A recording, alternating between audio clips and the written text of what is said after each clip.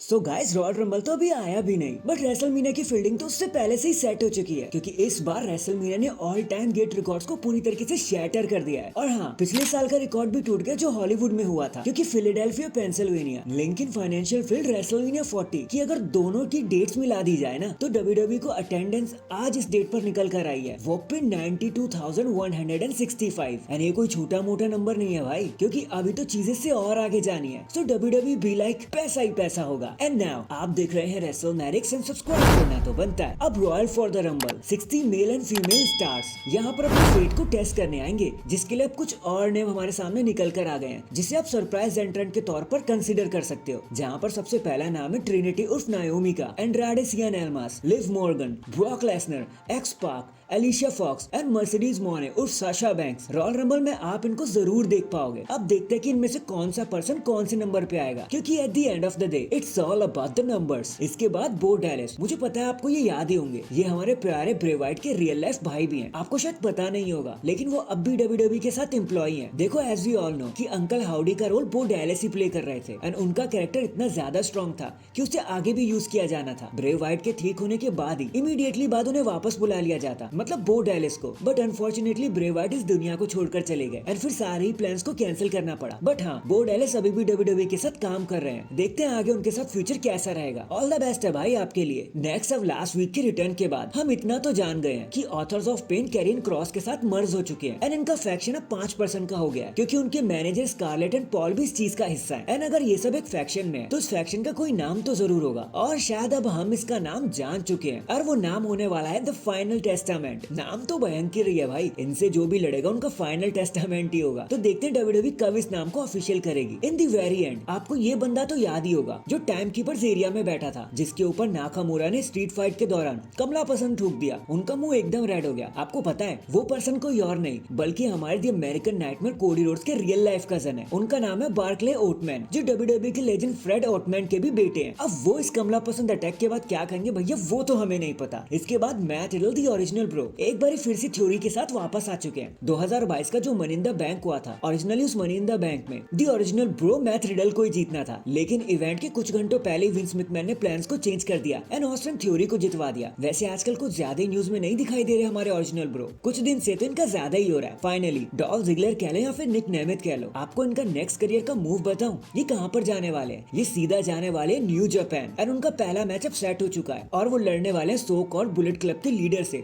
David फिनले से, for the IWGP championship. Wrestle kingdom 18 में ये मैच आपको देखने को मिल जाएगा। सो अगर आप डॉल्फ जिगलर के काफी बड़े वाले फैन हो, तो इस मैच को तो छोड़ मत देना। So that is it guys, अभी के लिए तो बस इतना ही। आप मुझे बताना, डॉल्फ जिगलर का ये जो करियर मूव आया है जापान में जाने का, ये पहले ही आ जाना चाहिए था या फिर बिल्कुल सही टाइम आ गया था? कमेंट करके जरूर बताना। एंड चैनल पर नया है तो चैनल को जल्दी से लाइक एंड सब्सक्राइब कर दो। बाकी मैं मिलता हूँ आपसे किसी और अपडेट के साथ, तब तक के लिए अपना ख्याल रखें और खुश रहें।